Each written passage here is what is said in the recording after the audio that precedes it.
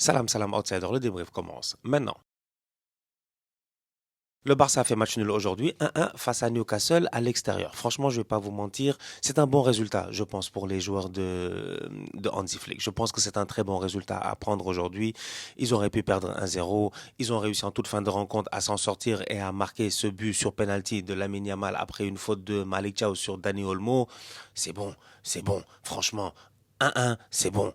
Le Barça, on a vu la dernière fois en Copa del Rey, ils sont partis face à l'Atlético, ils ont joué leur ligne défensive haute, ils ont pris 4 buts. Aujourd'hui, tu arrives à Sam James Park, tu as l'intensité. Franchement, tu as l'intensité. Et l'intensité, quand on en parle en première ligue, c'est pas juste du blablabla comme ça. C'est ça l'intensité. C'est Sam James Park, c'est le pressing sur le gardien, c'est le contre-pressing à la perte du ballon, c'est les supporters en tribune qui sont là en train de crier, en train de se fâcher, en train de mettre une certaine ambiance. C'est ça, en fait, l'Angleterre concrètement. C'est compliqué de jouer face à ces genres d'équipes là. Aujourd'hui, quand tu es le Barça, quand tu as les limitations que tu as dans ton effectif, tu es obligé de faire avec ce que tu as. Donc, du coup, le Barça vient avec aujourd'hui une défense, franchement, dès que j'ai vu Araujo titulaire, j'ai eu peur. J'ai eu peur. Je vais pas vous mentir, j'ai eu peur. Parce qu'on sait que Ronald Araujo, c'est compliqué. Parce qu'on sait que la saison de Araujo n'est pas facile. Parce qu'on a vu Araujo avoir des hauts, des bas. Et même Araujo, à un moment donné, prendre quand même quelques vacances sabbatiques pour d'essayer d'aller se reposer un tout petit peu. Donc, du coup, quand je vois Araujo titulaire dans ce match-là, je me dis, oulala, comment ils vont s'en sortir? La chance qu'ils ont eue, je pense, au niveau du Barça, c'est qu'au niveau de Newcastle, certains joueurs très importants, certains joueurs incroyables et dangereux n'étaient pas là.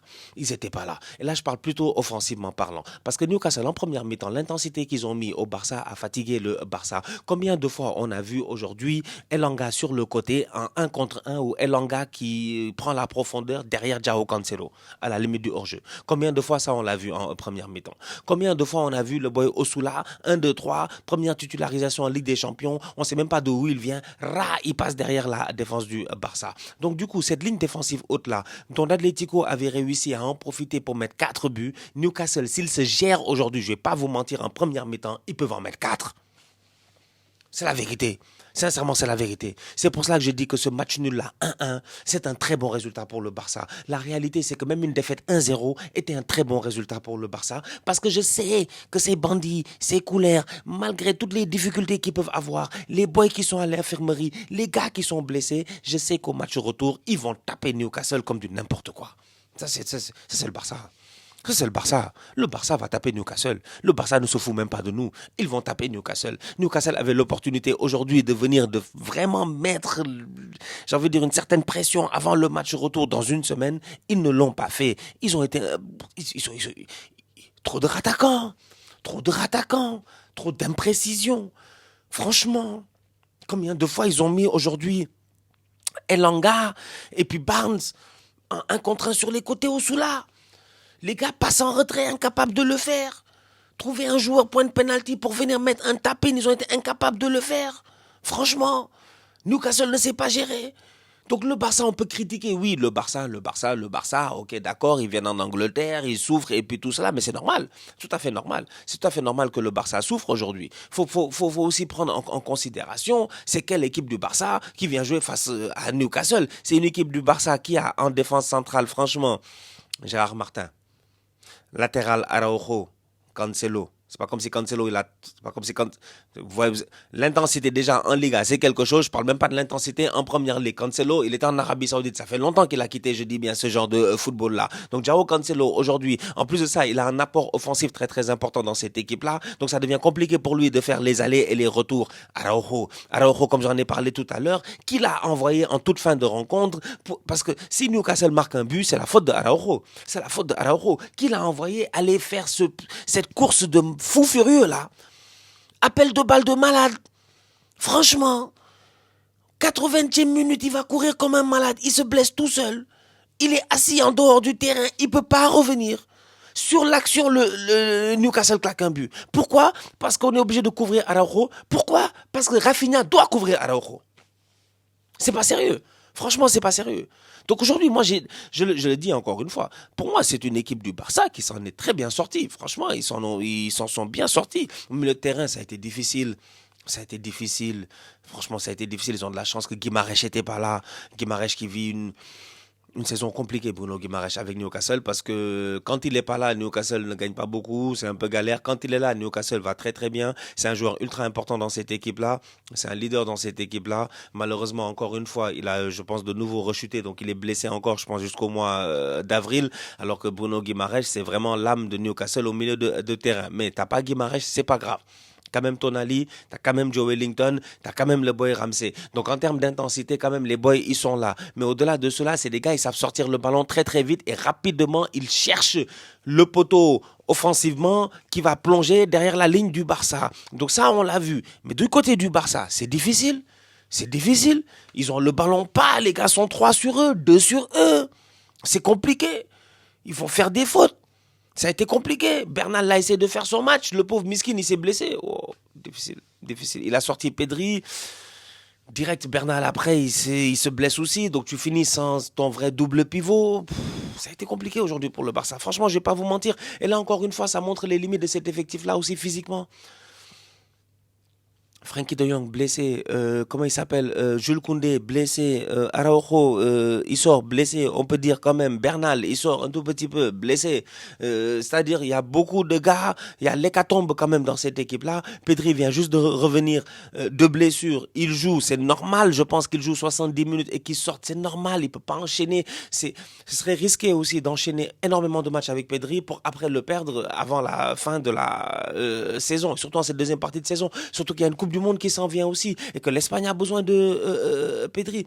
Plus on va avancer dans la saison, plus certains joueurs vont commencer petit à petit, j'ai l'impression, à faire attention parce qu'ils auront envie d'être là au mois de juin et de participer à la Coupe du Monde. Donc du coup, ouais, un match avec beaucoup d'intensité où le Barça a galéré, le Barça a tenu quand même.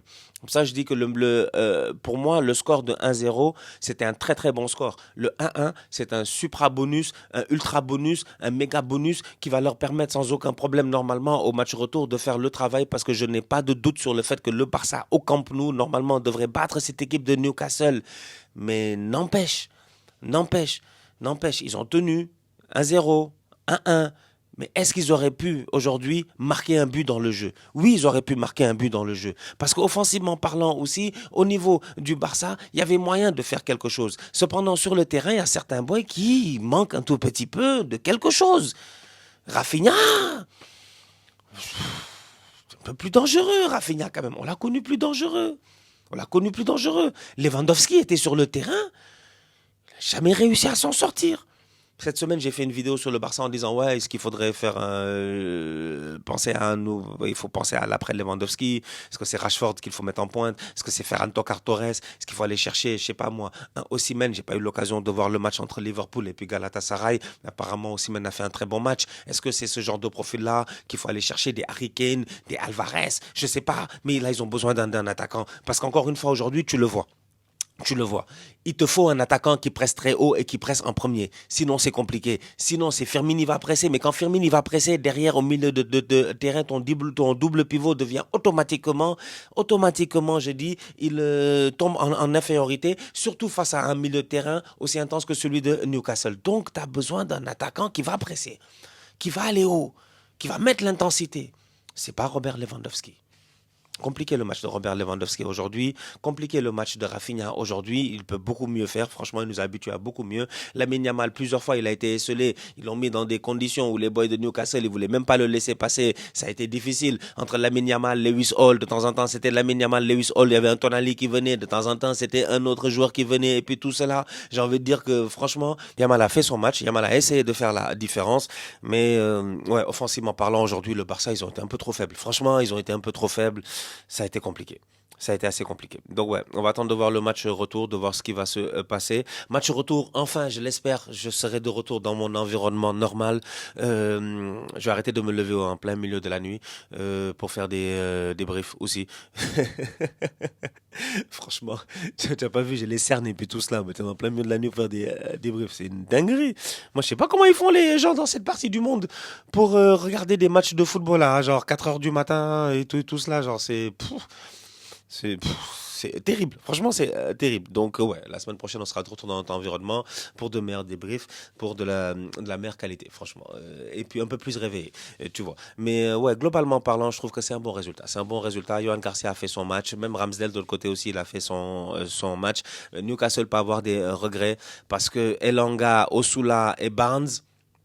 Franchement, cette équipe de Newcastle en première mi-temps, ils avaient l'opportunité d'aller en mettre deux ou d'aller en mettre trois, tu vois. Cependant, ils n'ont jamais réussi à concrétiser sur les espaces, la ligne du hors-jeu, sur les passes en profondeur qu'ils réussissaient à faire derrière les joueurs du Barça. Donc finalement, le match nul 1-1 arrange les couleurs. C'est Dani Olmo qui rentre dans la surface de réparation en fin de rencontre. Petite fin de corps sur Malik Thiaw, malheureusement, qui ne se gère pas.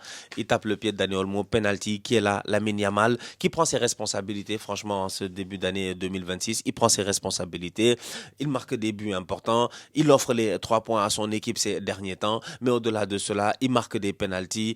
Ça prend des Corones marquer ce penalty-là à Sam James Park en toute fin de rencontre. Tu peux le rater sans froid, sans aucun problème. Plat du pied, sécurité, but, Lamine Yamal. Donc, bien joué. Franchement, bien joué de la part du Barça. Un peu déçu de la part de Newcastle sur les coups de pied arrêtés. Je m'attendais à ce qu'ils en profitent réellement. Les Dan Burn, les Malik Thiaw, les Joe Wellington. Il manquait Voldemade, tu vois. Il manquait Yohan Wissa. Bon, Yohan Wissa n'est pas très grand, mais il manquait Voldemade quand même. Il y a certains joueurs qui sont, voilà, qui sont dangereux avec la tête au niveau de Newcastle, mais ils n'ont jamais réussi réellement à prendre l'ascendant sur le Barça sur coup de pied arrêté. Donc ça aussi, c'est une perte sur laquelle peut-être Newcastle va devoir capitaliser, essayer de capitaliser au match retour, parce qu'au match retour au Camp Nou, ils vont pas beaucoup toucher le ballon. Je pense qu'ils vont essayer de mettre un pressing, mais ça va pas durer, je pense, super longtemps. Donc il va falloir capitaliser sur les coups de pied arrêtés s'ils veulent espérer s'en sortir. Mais normalement, l'avantage est du côté du Barça. J'ai pas pu voir les autres matchs, mais apparemment, il s'est passé pas mal de choses. Tottenham a pris genre 4 buts en 20 minutes. Ils ont sorti le gardien. Le gardien a été remplacé après 15 minutes. Je sais pas, apparemment, c'était une dinguerie. Donc, on va voir la semaine prochaine ce que ça va donner. Mais apparemment, l'Atlético est déjà qualifié. Le Bayern a gagné face à l'Atalanta 6-1. Ça, que voulez-vous que je vous dise? Ça, même je savais, je l'avais dit la dernière fois à l'Atalanta, ils ont battu Dortmund, je pense. Mais on a dit Dortmund, c'est pas le Bayern. Donc, ce Bayern, ils ont plié le match à l'extérieur au match aller. Au match retour, ils peuvent faire tourner sans aucun problème. Bayern déjà qualifié. Et Galatasaray Liverpool, apparemment, superbe intensité, très gros match de football, but de Mario Lemina, Osimhen, Konaté. Bref, j'ai lu pas mal de choses. J'ai hâte de voir le match retour pour pouvoir le débriefer la semaine prochaine. La famille, on se capte très très bientôt pour une nouvelle vidéo. D'ici là, on continue à liker, on continue à partager, on s'abonne, on s'abonne, on s'abonne. On est ensemble, on reste en santé, toujours le plus important. Tous outsiders.